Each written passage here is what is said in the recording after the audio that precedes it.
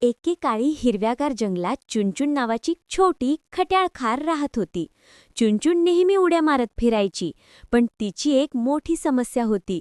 ती आपले बदाम आणि बिया कुठे लपवते ते तिला कायम विसरायचं. एक दिवस चुनचुन रडत बसली होती. वाऱ्याने तिच्या कानावर आवाज आला, "का रडतेस ग, चुनचुन?" तो आवाज होता भुबू घुबडाचा, जंगलातील सगळ्यात शहाणा पक्षी. चुनचुन म्हणाली, "मी इतके बिया गोळा करते पण लपवलेल्या जागा विसरते. हिवाळ्यात काय खाणार मी?" भुबू हसला आणि म्हणाला, "अगं, मी तुला एक जादूचा उपाय सांगतो, पण त्यासाठी तुला धाडस दाखवावं लागेल." चुनचुनचे डोळे चमकले. "धाडस? मला जमेल." भुबू म्हणाला, "जंगलाच्या आतल्या भागात एक चांदीचं झाड आहे.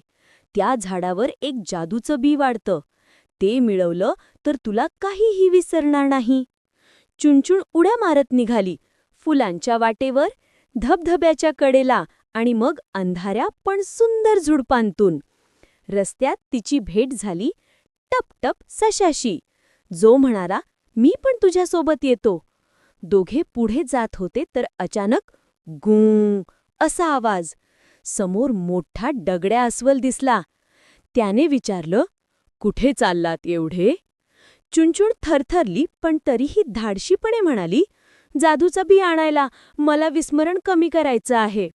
दगड्या हसला आणि बाजूला होत म्हणाला, "धाडस करणाऱ्यांना मी कधी अडवत नाही. जा पुढे." शेवटी ते चांदीच्या झाडापाशी पोहोचले. झाड चमकत होतं. त्याच्या फांद्यांवर प्रकाशाची चमक नाचत होती. त्यावर एक सोनेरी रंगाचं जादूचं बी लटकत होतं.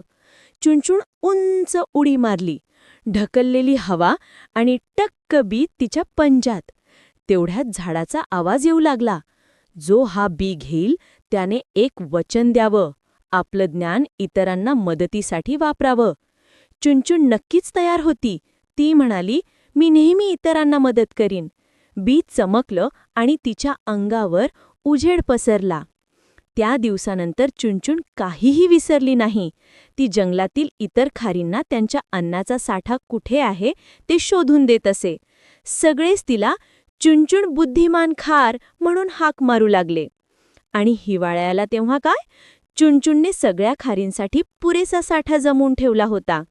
जंगलात एकच आवाज ऐकू येत होता, "चुनचुन जिंदाबाद!"